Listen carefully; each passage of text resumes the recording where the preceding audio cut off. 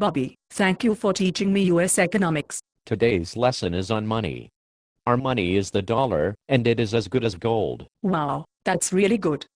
Is your paper dollar convertible into gold? No, Does it cost as much to produce as gold?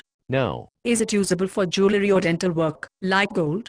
no. Then what makes it as good as gold? Our government says so. Okay. Since 1944, the dollar has been the world's reserve currency, which means all the other countries use the US dollar for international trade. Why did the other countries accept the US of A dollar as a reserve currency? Because the United States promised to convert the dollar into gold. But you said it is not convertible into gold. President Nixon stopped making the dollar convertible in 1971. So the US of A broke its promise? Yes. And the other countries are happy about that? No, not really.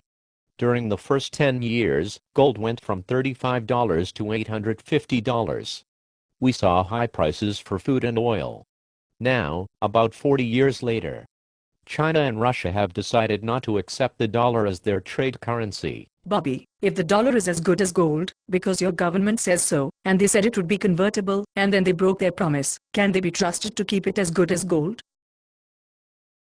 Yes. Why? Because our government says so. We always believe what our government says. Okay, Bobby, our government says the US of A has collapsed financially.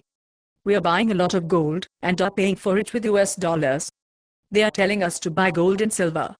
I think that means they do not trust the value of the dollar. No. That's not what it means. It's not. I don't understand. That's okay, this is hard to understand. Your country is just buying more gold, at record amounts, because they want to have more gold. They are paying for it in US dollars, because they have a lot of dollars. They are encouraging you to buy gold and silver, because they think it is good stuff to have. This has nothing to do with the value of the dollar. Our government has a commitment to a strong dollar. Okay, Bobby, what does it mean, that the US of A is committed to a strong dollar? It means that we won't endlessly print money to make our dollar worth less.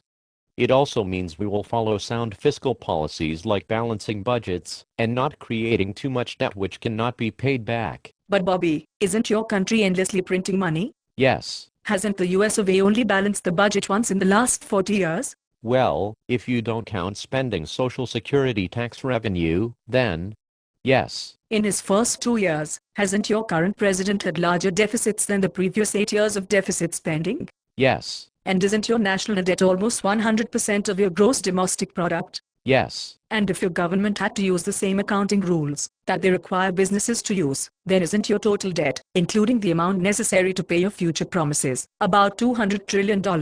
Yes. Then doesn't that mean your country is broke and their financial promises cannot be trusted? Well, I suppose you could say that.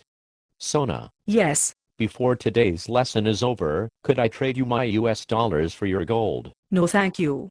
I don't think I should take your dollar. Oh.